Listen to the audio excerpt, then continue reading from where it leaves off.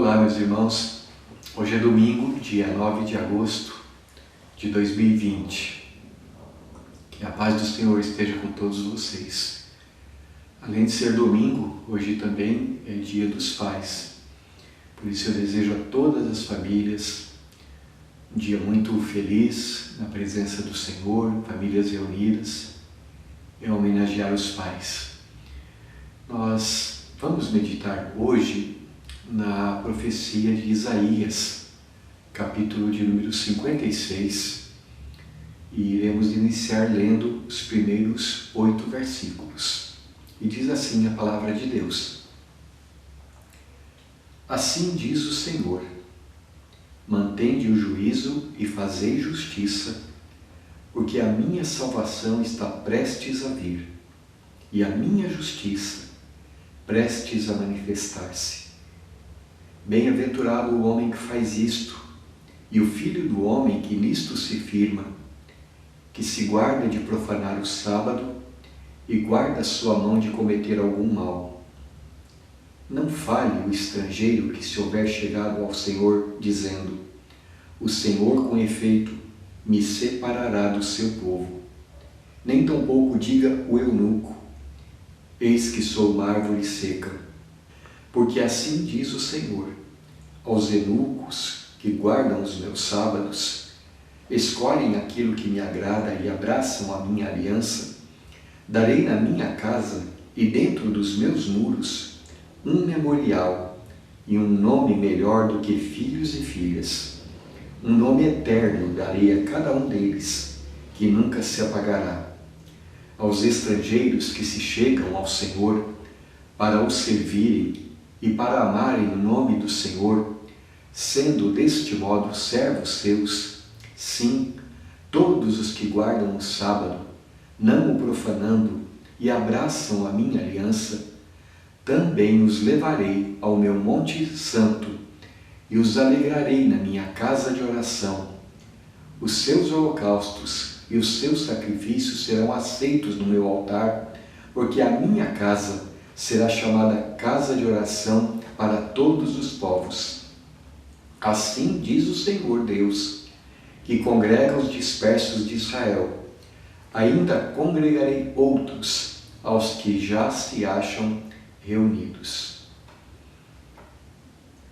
Este texto que nós acabamos de ler é uma preciosa profecia, uma mensagem de consolação que o Senhor Deus estava dando através do profeta Isaías ao povo judeu que se encontrava no cativeiro da Babilônia. É uma profecia que dizia respeito à volta deles para a cidade de Jerusalém, para que eles pudessem estar novamente no lugar que eles mais amavam do mundo inteiro, a casa do Senhor, que ficava na cidade santa.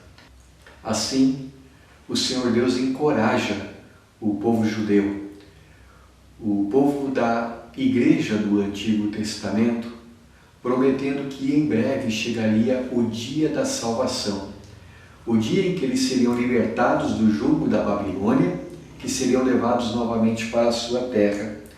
Mas nesse texto aqui, Deus, além de falar desta volta do cativeiro, vai muito mais adiante e promete um dia em que não somente os judeus estariam de volta à sua terra, mas que a casa do Senhor seria uma casa de oração para todos os povos.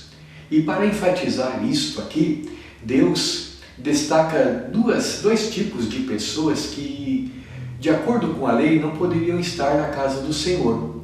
Ele diz que até mesmo estas pessoas estariam. Uma, os eunucos, que eram homens que na antiguidade eram cruelmente emasculados para servirem especialmente nos haréns, e os estrangeiros. Esses dois tipos de pessoas não tinham licença para entrar no templo do Senhor.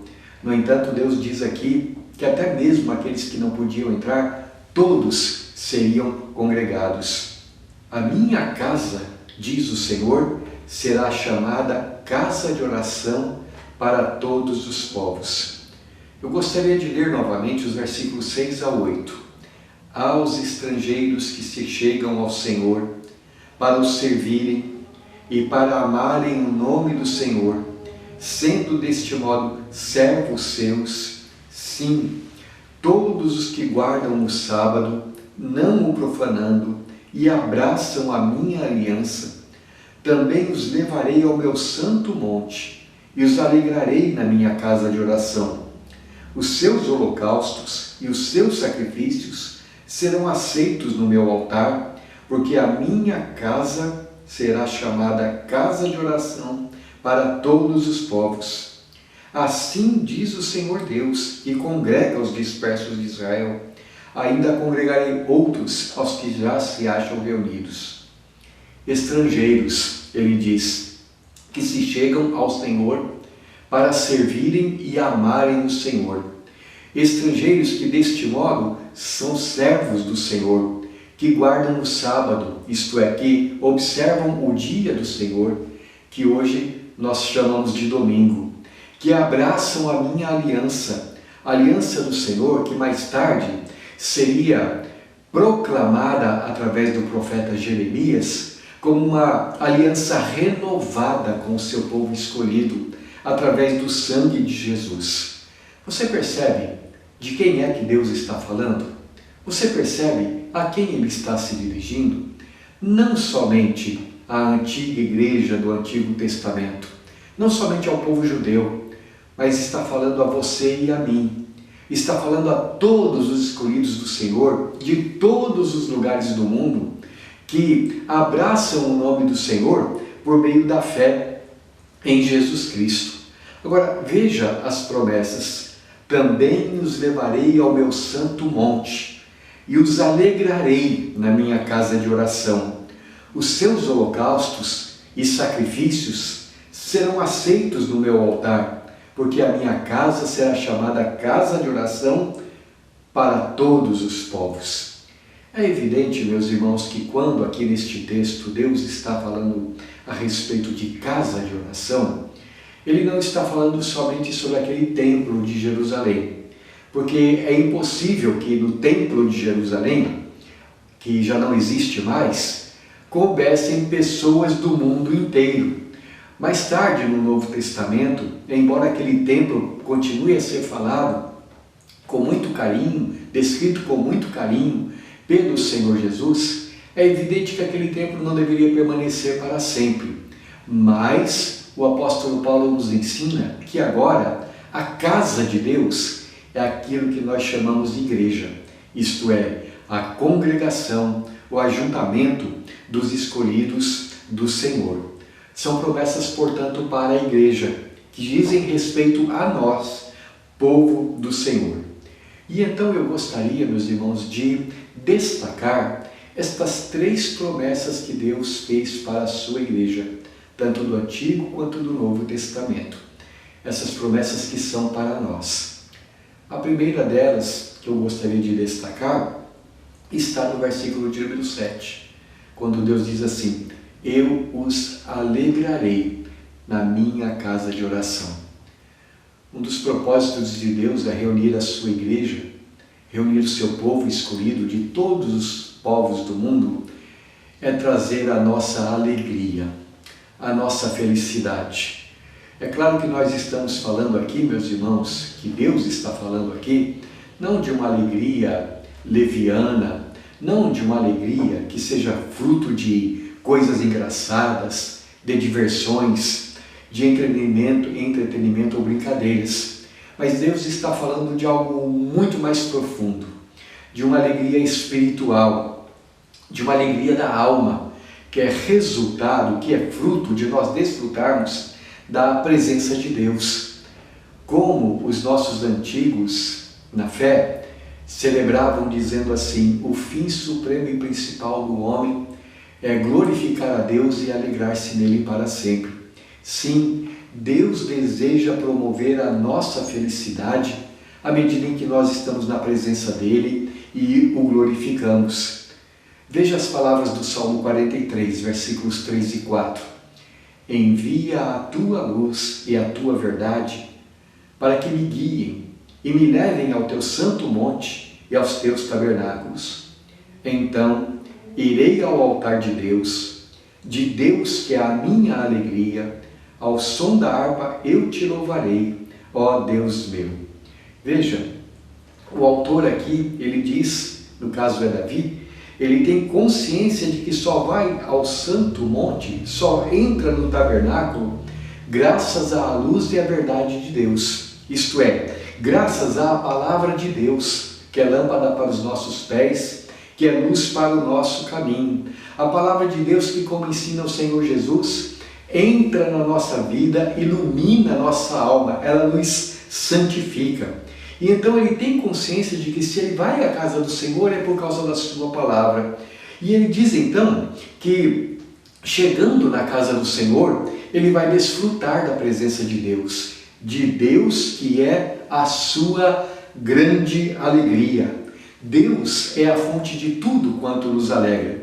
E como resultado então desta alegria, ele diz aqui, eu louvarei ao Senhor. Eu louvarei ao Senhor ao som da harpa. Mais tarde, no Salmo 150, mais uma vez o Espírito Santo convida todo o universo a glorificar a Deus através de tudo, de toda sorte de instrumentos, ao som de trombetas, de harpas, ao som de saltérios, de adufes, com instrumentos de cordas e com flautas, com instrumentos de percussão, de todas as maneiras. O Espírito Santo nos encoraja, louvem ao Senhor com tudo que vocês são, com tudo do que vocês têm. E assim o Senhor se alegra, tem prazer em alegrar o nosso coração. Por exemplo, quando nós olhamos para a palavra de Deus, nós vemos que toda a sorte de meios de graça que Ele coloca diante de nós são para a nossa alegria. Eu quero citar alguns meios, algumas maneiras como nós podemos ter comunhão com o Senhor. Por exemplo, em Neemias capítulo 8, versículo de número 10, fala assim a respeito de um dia consagrado ao Senhor. Este dia é consagrado ao nosso Senhor. Portanto, não vos entristeçais, porque a alegria do Senhor é a vossa força. Aqui, o texto está falando a respeito de um dia em Israel, naquele momento histórico em que eles haviam separado para se dedicar a ouvir a palavra de Deus e fazer as suas orações. E ele diz assim, olha, este é um dia que nós consagramos a Deus. Então, que seja um dia de alegria na vida de todos vocês. Porque, irmãos, embora ele esteja falando naquele momento, ali naquele momento da história, é claro, é evidente que todos os dias que são consagrados a Deus, nos quais nós vivemos na presença dele, são dias de alegria para a nossa vida. Como está escrito na profecia de Isaías, amamos o dia do Senhor, temos prazer, é um deleite para o nosso coração, deixar todas as outras coisas de lado para apenas estar com o nosso Pai Celestial. Assim, dias consagrados ao Senhor são dias de alegria. Também a palavra de Deus nos é dada para a nossa alegria. Por exemplo, no Salmo 19, versículos 7 a 9, diz assim, a lei do Senhor é perfeita e restaura a alma. O testemunho do Senhor é fiel e dá sabedoria aos simples. Os preceitos do Senhor são retos e alegram o coração. O mandamento do Senhor é puro e ilumina os olhos. O temor do Senhor é límpido e permanece para sempre. Os juízos do Senhor são verdadeiros e todos igualmente justos. Veja especialmente o versículo 8. Os preceitos do Senhor são retos e alegram o coração. A palavra de Deus, meus irmãos, que aqui é designada de várias maneiras, ela nos é dada para que nós conheçamos a Deus, para que nós conheçamos a sua vontade para nós, para que, fazendo a sua vontade, sejamos abençoados, salvos, santificados. Ela é dada para que nós conheçamos o quanto Deus é santo, o quanto nós somos pecadores, o quanto Deus é gracioso e a maravilha da sua salvação em nós. Ela é dada para que nós saibamos que Deus, o Pai, nos ama, que o Deus, o Filho, nos ama, que Deus, o Espírito Santo, nos ama, para que saibamos também os dons materiais e espirituais, para que os reconheçamos como Deus tem sido generoso para conosco e nele nós nos alegremos. Ela nos é dada para restaurar a nossa alma, mediante a fé em Jesus Cristo. A Bíblia, então, além do dia do Senhor, é uma palavra que nos é dada para nos alegrar, mesmo quando ela nos entristece, nos levando ao arrependimento dos nossos pecados, ela restaura o nosso coração. Também, o perdão dos pecados é dado para a nossa alegria. O Salmo de número 32, depois de falar da tristeza que ele passou quando tinha a consciência manchada, ofendida pelos seus próprios pecados, depois dele entender que a mão de Deus estava pesando sobre ele, e se arrepender, e confessar, e buscar perdão de Deus, e receber esse perdão de Deus, Davi termina dizendo assim: alegrai-vos no Senhor e regozijai-vos, ó justos. Exultai, vós todos que sois retos de coração. Não aquele que não peca, mas aquele que reconhece os seus pecados e os confessa ao Senhor. O seu coração é inundado de alegria também. Não existe nada tão forte, tão terrível neste mundo, meus irmãos, nada pior para o coração, para a mente, para a consciência de um filho de Deus, o reconhecer que ele está andando errado. Mas quando ele se volta para o Senhor, isso lhe traz renovação de alegria. Também as nossas orações. Jesus disse que nós devemos orar no nome dele. Ele disse assim: até agora nada tendes pedido em meu nome, pedi e recebereis, para que a vossa alegria seja completa. Ah, como é gostoso quando a gente ora e percebe a boa mão de Deus dizendo: está bem, filho, e atende aquilo que nós pedimos. E não é assim todos os dias da nossa vida, meus irmãos. Bem verdade que às vezes nós temos que perseverar um bom tempo antes de alcançar aquilo que estamos pedindo ao Senhor, de acordo com a sua santa vontade, mas Deus é fiel e Deus responde. E Jesus diz: para que a vossa alegria seja completa. Achegamo-nos a Deus em nome do nosso Senhor Jesus Cristo, e Deus, bondosa, graciosa e fielmente, cumpre a sua palavra. Também a comunhão com os nossos irmãos. Em Filipenses 4:1, o apóstolo Paulo escreveu assim: portanto, meus irmãos, amados e muito saudosos, minha alegria e coroa, sim, amados, permanecei deste modo firmes no Senhor. A comunhão é fruto da palavra de Deus habitando em nossos corações, da purificação das nossas almas, do aconselhamento e da ajuda mútuas, do ardente amor em nossos corações, promovido pelo amor de Deus, das orações atendidas, da alegria que gera alegria. Você entende? Deus promete alegrar nossos corações. E para isso, Ele nos dá toda sorte de bênção. E muitas mais eu poderia citar, mas o nosso tempo aqui não é assim tão grande. Mas em segundo lugar, meus irmãos, Deus faz uma outra promessa para a sua igreja. Na minha casa de oração, eu aceitarei os seus sacrifícios. Num primeiro momento, é claro, ele está dizendo respeito aos antigos sacrifícios da antiga aliança que eram celebrados pelo povo judeu, que eram oferecidos no altar do Senhor. Mas como nós temos enfatizado, Deus está aqui fazendo uma promessa para a sua igreja de todos os povos e de todos os tempos. E agora, na nova aliança, nós já não oferecemos a Deus aqueles mesmos sacrifícios que apontavam e que foram completados quando Jesus deu a sua vida na cruz pelos nossos pecados. Ainda assim, meus irmãos, o Novo Testamento fala sobre certas coisas que Deus espera de nós e que são sacrifícios agradáveis a Ele. Eu gostaria de citar apenas duas destas coisas. A primeira fala da nossa consagração. Romanos capítulo 12, versículos 1 e 2 diz assim: Rogo-vos, pois, irmãos, pelas misericórdias de Deus, que apresenteis o vosso corpo por sacrifício vivo, santo e agradável a Deus, que é o vosso culto racional.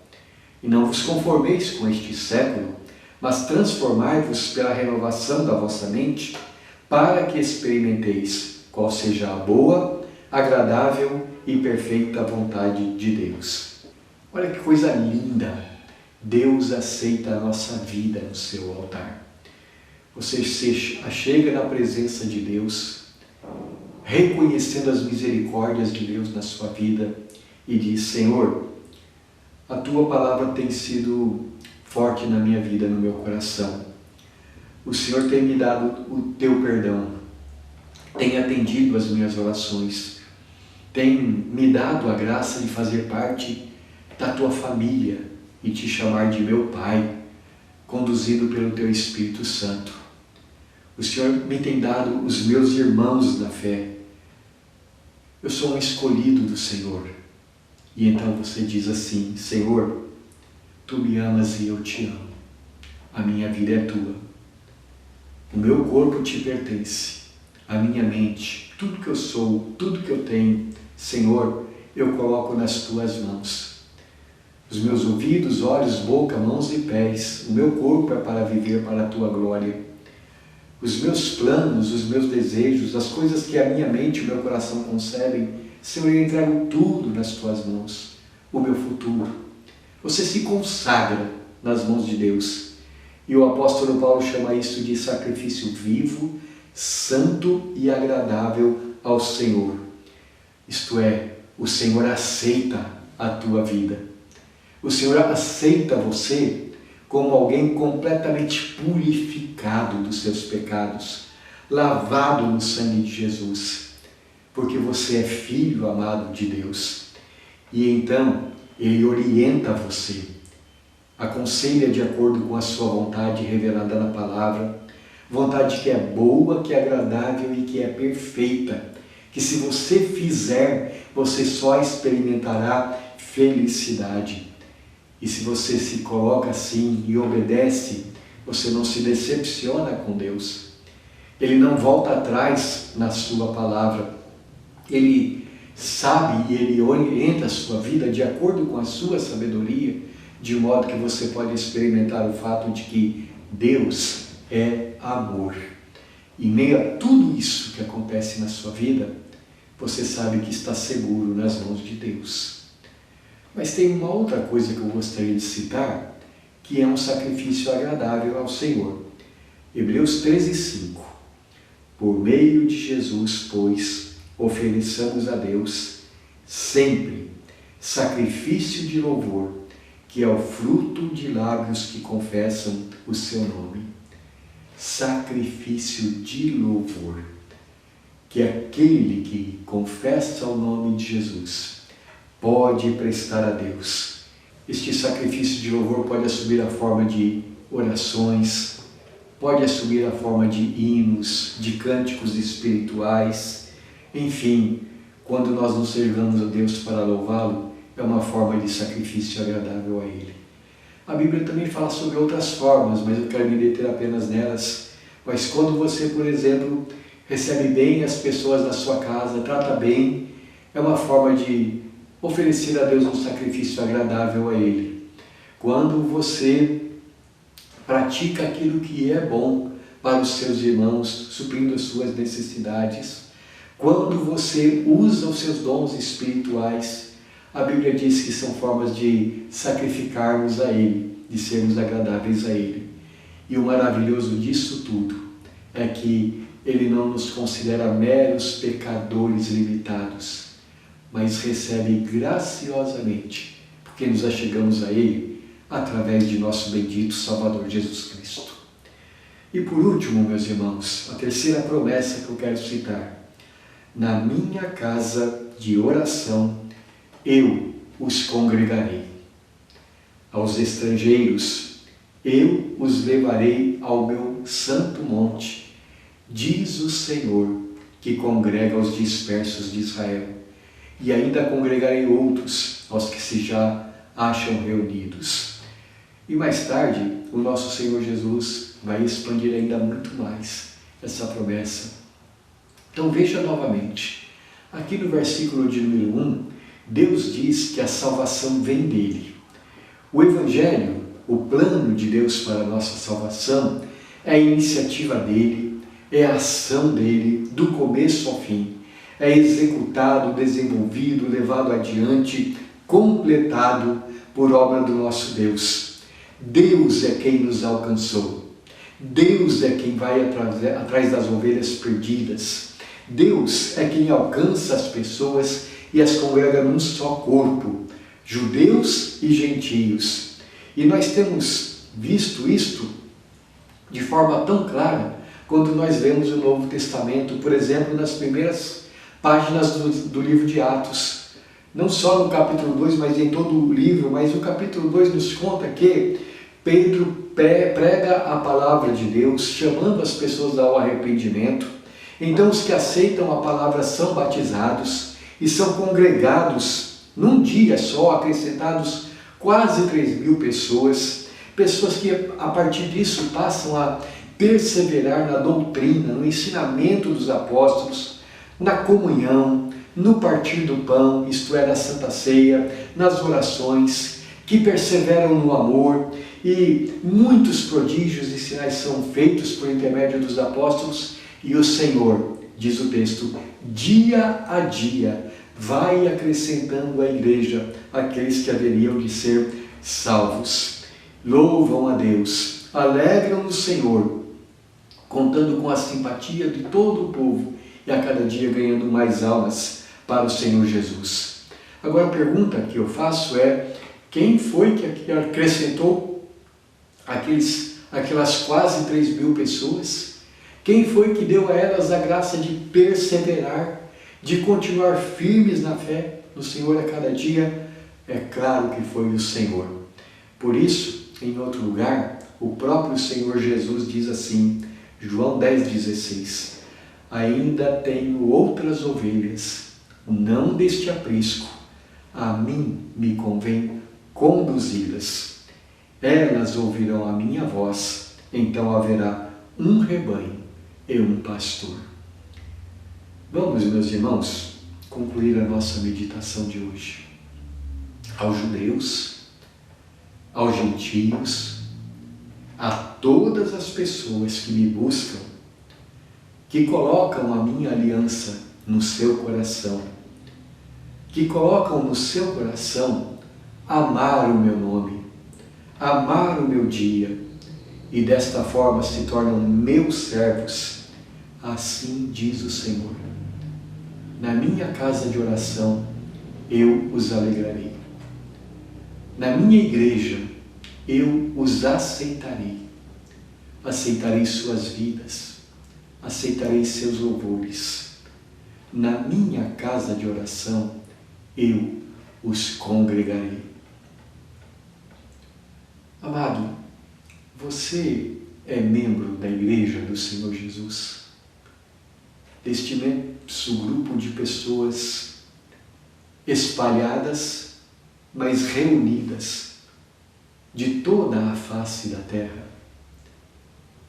Quem foi que acrescentou você à igreja? Foi o Senhor. E por quê? Porque Ele te escolheu. Porque Ele te amou desde antes de criar o mundo. E te chamou pelo nome, dizendo: você é meu. Isto é motivo para você juntar-se aos seus irmãos, como igreja, com alegria. Isto é motivo para você se alegrar quando ouve a pregação da palavra de Deus, que é dada para alegrar o seu coração. Isto é motivo para você oferecer a Deus sua vida, cantar ao Senhor os seus louvores, para você se alegrar em orar, para você se alegrar com seus irmãos, é motivo para você sentir-se bem com os seus irmãos, amar a sua igreja, ansiar por estar com ela e não se afastar nunca. Isto é motivo para você, como Pedro, exortar os outros a congregarem também, porque Deus assim deseja. E isso também é motivo para você orar pelos seus irmãos, para que ninguém se afaste, para que ninguém deixe as alegrias da casa do Senhor. E também, meus irmãos, isto é motivo para que nós oremos pela salvação de muitos, porque as fiéis promessas do Senhor são no sentido de que Ele ajuntará o seu rebanho. E até que Jesus volte para buscar o seu rebanho, Ele estará fazendo isto. Por fim, isto é motivo também, meus amados, para que nós peçamos, exercitemos a nossa fé, pedindo a Deus que esta pandemia acabe de vez, que ela seja levada pelo Senhor, para que nós possamos novamente nos congregar sem nenhum impedimento, sem nenhum embaraço, e oferecendo a Deus as nossas ações de graças por tudo quanto Ele tem feito na nossa vida. Ore a Deus para que isso seja logo, para que isso seja breve. E agora, por último, eu quero exortá-lo no sentido de que, se você ainda não é membro da Igreja do Senhor, eu quero exortá-lo no sentido de que você está perdendo o seu tempo. Ouça a voz do Senhor falando através do Evangelho, porque a palavra de Deus diz que todo aquele que invocar o nome do Senhor será salvo. Então, não deixe que o pecado impeça você de fazer parte do povo de Deus. Não deixe que a falta de fé te impeça, a incredulidade. Não deixe que Satanás engane você, engane o seu coração e aparte os teus caminhos do Senhor. Eu quero terminar para você que ainda não professou a sua fé em Jesus, dizendo assim com o apóstolo Pedro: salvai-vos desta geração perversa. Sede batizados em nome de Jesus Cristo para a remissão dos vossos pecados e recebereis o dom do Espírito Santo. Amém. Vamos orar, queridos. Pai, o nosso coração se alegra com o Senhor, com a Tua palavra, com a Tua bondade, com o Teu amor por nós. Rogamos que a cada dia o Senhor ilumine os olhos do nosso entendimento, para que nós compreendamos as maravilhas da Tua lei e para que por ela nós vivamos.